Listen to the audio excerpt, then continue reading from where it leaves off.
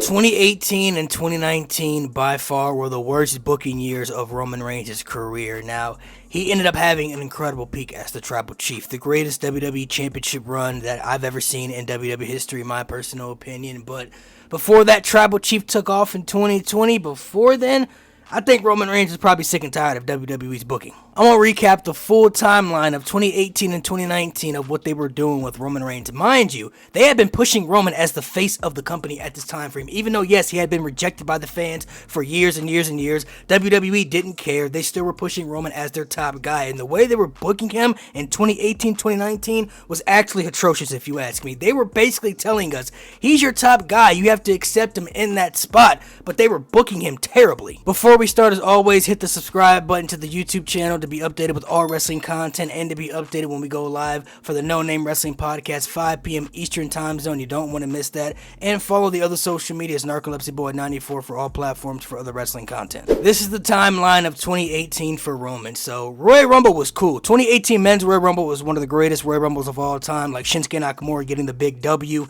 That was fantastic, even though he went on to WrestleMania not to beat AJ Styles. It really started to get bad at Elimination Chamber. Now remember, this was the first 7-man chamber they ever did in WWE history. Star-stacked chamber, if you ask me. And Braun Strowman was dominating. He pinned John Cena, he pinned Elias, he pinned Seth Rollins, he pinned The Miz, he pinned Finn Balor, he pinned everybody in this match except for one guy. Now, how does that make Roman look bad?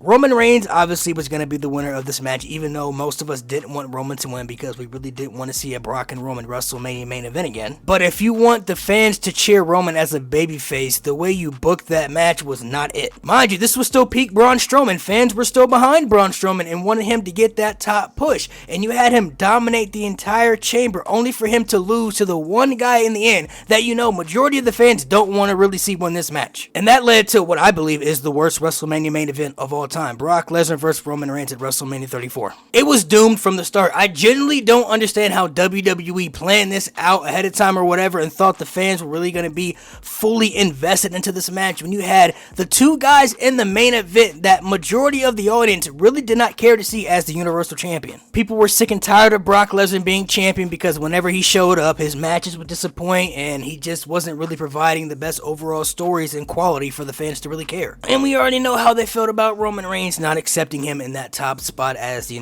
top babyface. I swear to you, you could hear a pin drop in that stadium because people deadass did not care about the outcome of this match or the match in general. What makes it even worse, Roman Reigns, who was the big dog at this time, this wasn't peak Tribal Chief, and he damn sure was not like Superman, any type of super at all. He kicked out of 5 F5s in a row. 5 F5s in a row. What are we doing here? Why is that insanity? Remember when Brock Lesnar took the streak at WrestleMania? It took only 3 F5s to beat The Undertaker at WrestleMania. It took 2 F5s for Brock Lesnar to conquer John Cena at SummerSlam. Super Cena might I add you. When he fought guys like Samoa Joe and Braun Strowman, two of the most dominant guys on the roster who had characters very believable enough to beat somebody like Brock Lesnar, it only took one F5 to beat those individuals. So from a storyline perspective, you're telling us that Roman Reigns' character is better than those? Roman Reigns' character is more unbeatable than Undertaker at WrestleMania, than Super Cena, than Braun Strowman or Samoa Joe? Get out of here. You know it was bad when they literally had Roman Reigns use color. He bled in this match and people still didn't care. This was still during a PG time frame of WWE where they didn't use blood at all. And the fact that Roman Reigns bled and people still said, silent, bro. They did not care. And to make it even freaking worse, Roman didn't even win. It took 6 F5s to beat the big dog Roman Reigns at WrestleMania, bro, which meant we had to extend this Roman and Brock feud even further, which people did not want because we all knew they wanted Roman to be the champion. So we're like, all right, just put the Universal Championship on Roman Reigns, get it over with. We know you want him to be the champion, but then he lost to Lesnar. Oh, and that led to the first Saudi Arabia show, the greatest Royal Rumble. Steel cage match, Roman versus Brock. Completely stupid. Why might I add you? Roman Reigns spears Brock through the steel cage, right? Now, Brock's body hit the ground first, but we all know the rules of a steel cage match if you've been watching professional wrestling for a long time. The rules have always been, whoever's feet, 2 feet hit the ground first, that person wins the match. So Roman's feet really hit before Brock's feet, and he still didn't win for some reason. Yes, I know Roman wasn't scheduled to win that match or booked to win that match, but it didn't look good. And when his feet hit first and Brock's feet didn't touch before Roman's, it was like, okay, Roman's really the champion now, but he's not the champion. Then that led to Brock Lesnar leaving WWE for a while, so they had to do filler feuds for Roman Reigns, which led to the Samoa Joe match at Backlash. Y'all remember Backlash 2018? If you don't, please, you don't want to remember, but like Backlash 2018, one of the worst shows you'll ever see. The fans were literally chanting everything under the sun in this match other than Roman Reigns or Samoa Joe. I even believe people like left during this match, bro. They left the show like early because nobody really cared. So what does Roman Reigns do after Backlash 2018? He goes into a feud for Money in the Bank. I can't make this up, against Jinder Mahal. And this is when I really knew Roman's babyface arc was cooked. There was nothing WWE could do at this point to get Roman Reigns cheered as the top babyface that they wanted him to be. Because he couldn't get babyface cheers over Jinder Mahal, who was coming off that WWE Championship run that people despised. Bro, do you know how crazy that is? Can y'all fathom that in your brains? Think about that for a second.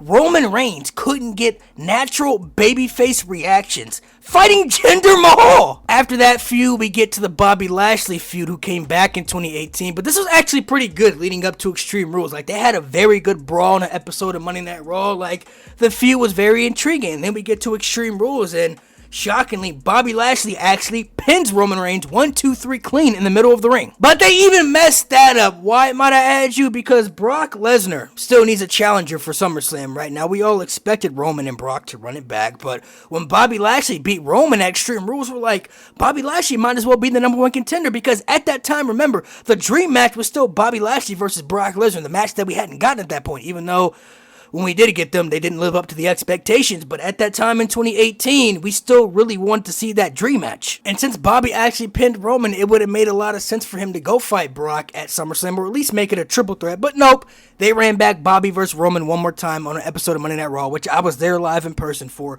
Roman versus Bobby, #1 contenders match for the winner to go fight Brock Lesnar at SummerSlam. And of course, you guessed it, Roman Reigns won. So we got Roman and Brock again at SummerSlam. And that match was not that great, but they finally put the Universal Championship on Roman Reigns. You're like, all right, finally Roman's your champion. Let's see how this goes. Oh, and it doesn't even start off good, ladies and gentlemen. They have Roman Reigns defend the Universal Championship against Braun Strowman.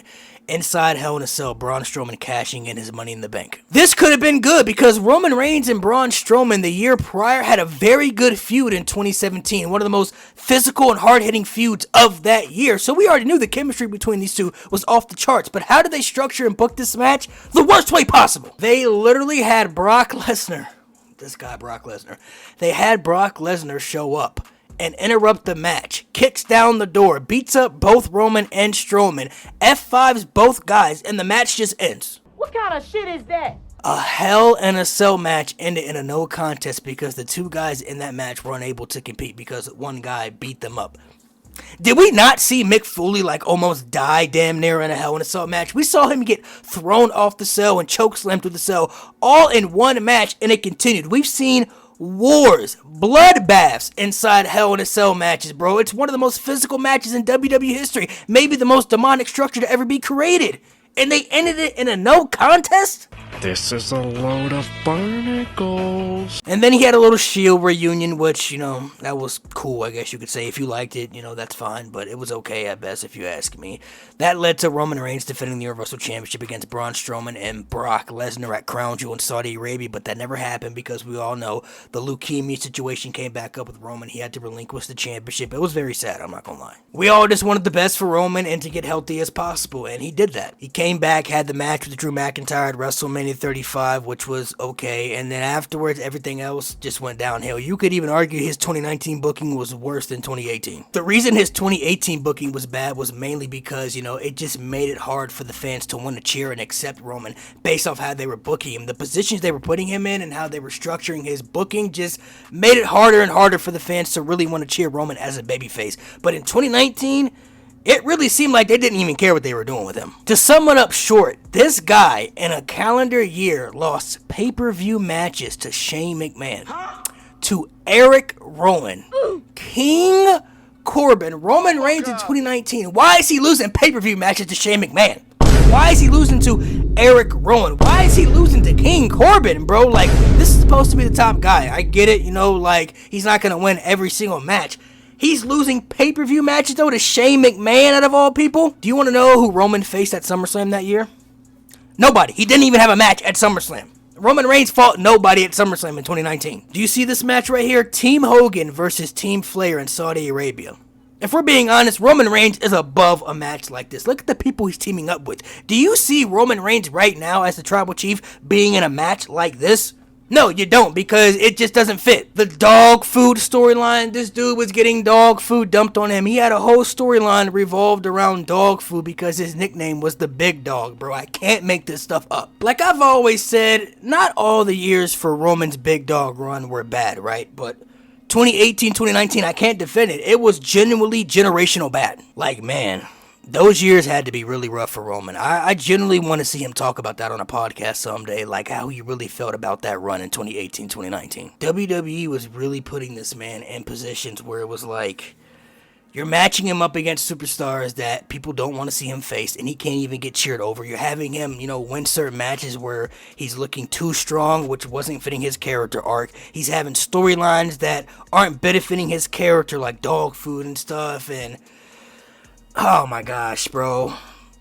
The fact that Roman Reigns recovered from this is a miracle, bro. It truly shows his greatness, if you ask me. The fact that he recovered from 2018 and 2019 with the whole bloodline story and the Tribal Chief peak and the 4-year championship reign, it's unheard of. It's damn near unheard of. And that's why I can personally understand, for people to rank Roman Reigns on the all-time list, top 10, top 5, top 3, whatever the case may be. Yes, his peak was generational, but he also had some very bad lows as a main event guy that you really won't find from any other main event superstar. Like, John Cena's lows weren't as bad as 2018, 2019. The Rock, Stone Cold, Hulk Hogan, all those guys you can name that were the face of the company, all the top guys, they never had lows to the level of a 2018, 2019 Roman Reigns booking position. But you know what? Maybe you feel differently. Maybe you feel that Roman's booking in those time frames weren't as bad. Maybe you feel there's other things they could have done better, but maybe it wasn't as bad as I made it seem. So let me know in the comment section below if you agree or disagree with all the takes that I had. Also, don't forget, make sure to subscribe to the podcast. If you want to be on the lookout for more wrestling content, you can click the video right here. If you want to check out the full No Name Wrestling Podcast, all episodes, you're in luck because you can click the playlist right there to check out every single episode.